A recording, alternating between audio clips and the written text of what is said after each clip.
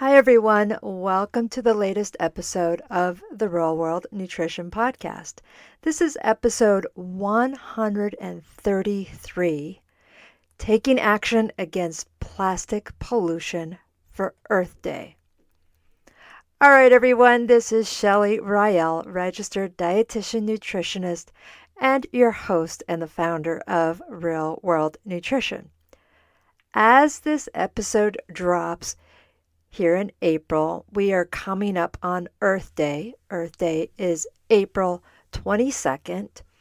And one of the things I want to mention is while I do talk about various observances or events throughout the year, so much of what I have to share with you on these podcast episodes, blog posts that I share, information that I share in many avenues are really things that can be done year round. It's just a time where we are able to use that daily observance.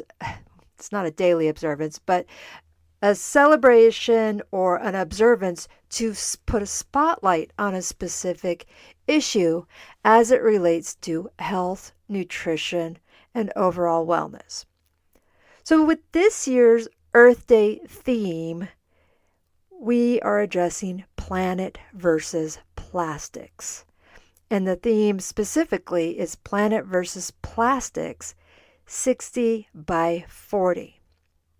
So what this is meaning, the 60 by 40, is that we're advocating for a 60% reduction in plastics production by 2040. And part of me wants to say, 2040 is so far off. However, when you really think about it, it's really only about 15, 16 years away, and that's not as far off as it may sound. So this ambitious goal is set forth by earthday.org, and really it is a collective action globally for action and awareness to address this issue of plastic pollution. Now, I know I talk about this and I'm saying globally, and what can we do? It's really every single little thing counts. And sometimes we hear of little things that don't add up to much, but if everybody took steps, it would add up to much. All right, so in case you haven't heard this, you may not be surprised to hear, well, I should say, in case you haven't heard this, however, most people may not be surprised to hear, plastics are pretty much in every corner of our planet. Just take a look at how much plastic is used per day in your daily life, and that's not something that's really so much a judgment, just more of an observation. But these plastics that have infiltrated our lives have threats to human health, have threats to wildlife, and threats to ecosystems. And this does relate to nutrition, I promise. So those smallest microplastics in our oceans to those visible litter on our streets, I see the water bottles and the plastic bags and so many things. The impact of plastic pollution is undeniable. So to achieve this 60% reduction by 2040, earthday.org has outlined key objectives to promote awareness, including phasing out single-use plastics, combating fast fashion, and investing in sustainable alternatives.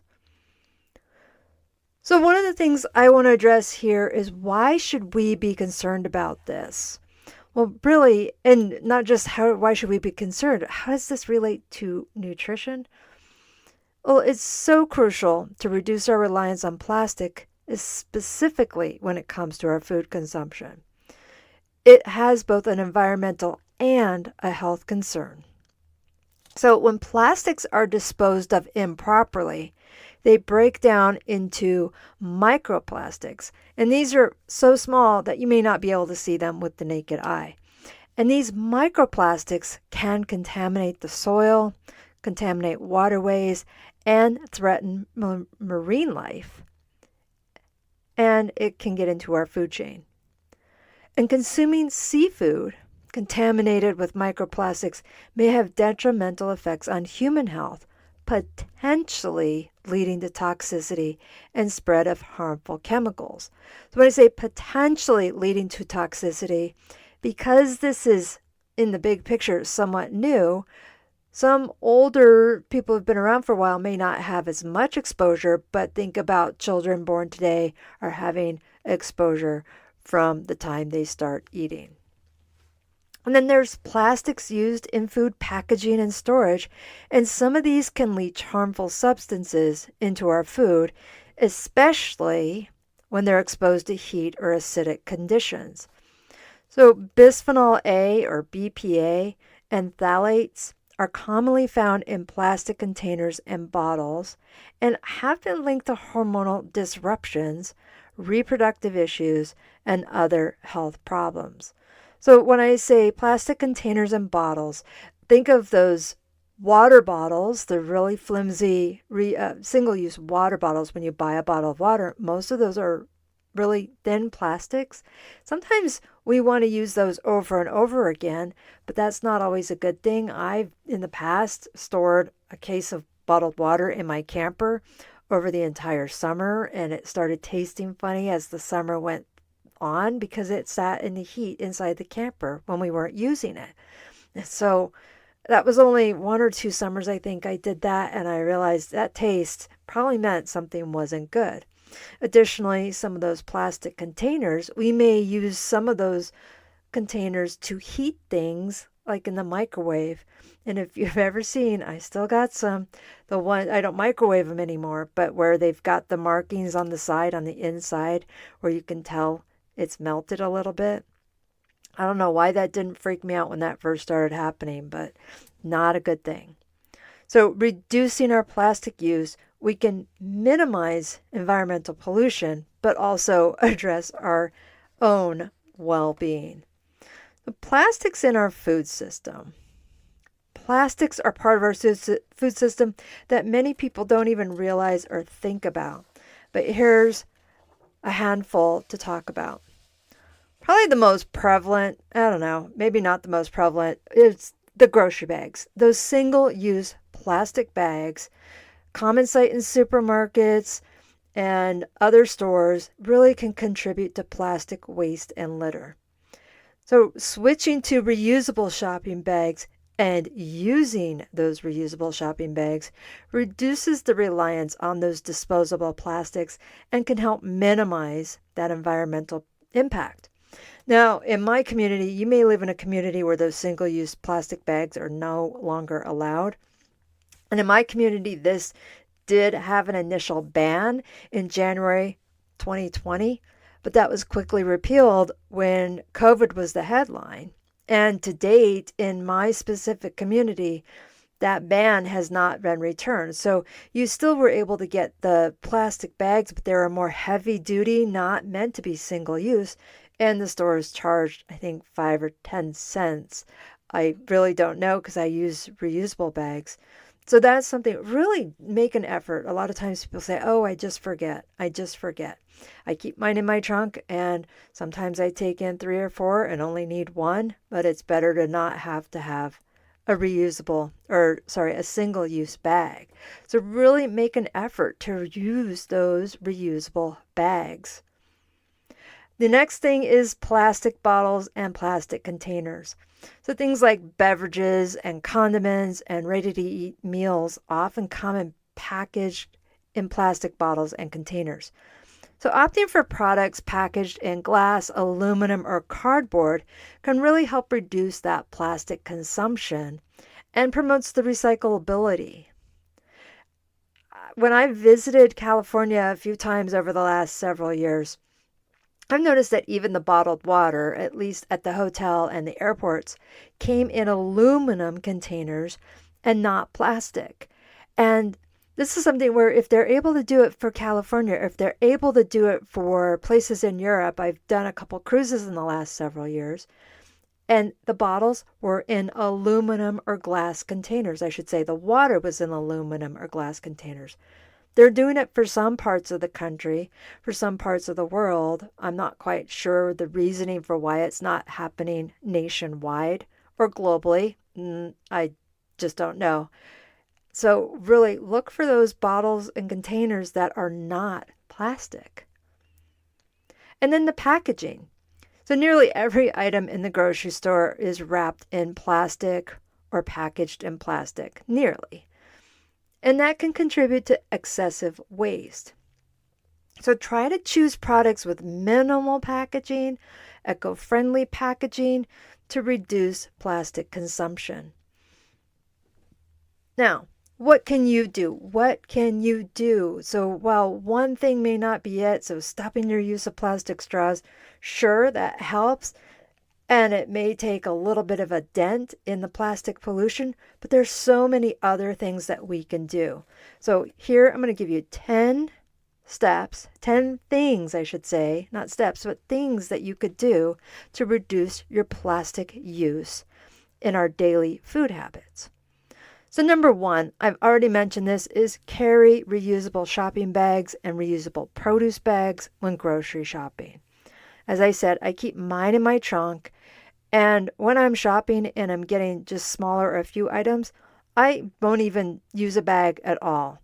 Or I have a bunch of the paper bags with handles that are like the gift bags, but real generic and not for gift giving necessarily. I try to bring that along too. So not just the plastics, but try to just reduce things overall. Very often, I'm just throwing stuff in my purse or my bag without a bag at all. So you just have the receipt with you. Number two, invest in a reusable water bottle and reusable coffee cup to avoid single-use plastic containers. So there's so many options of reusable, nice reusable cups from water bottles and coffee cups.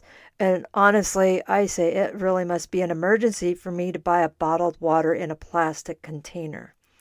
Now, stainless steel rules these days, it seems like, in the water bottles and coffee cups today. So there's so many types, but stainless steel seems to be the trending thing right now. And it's certainly better for the environment than the plastic is. Number three, choose the fresh produce over prepackaged items whenever possible. So unless you really need it, consider skipping the plastic produce bags at the store.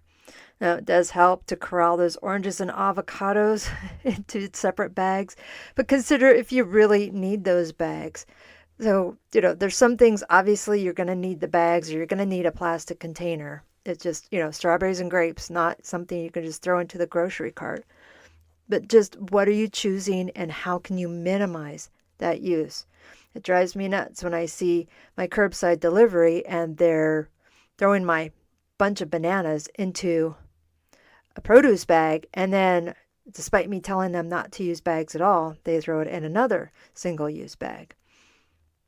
Number four, buy in bulk to minimize packaging waste. So we will still have that need for packaging for sure, but buying in bulk, it will help us use less.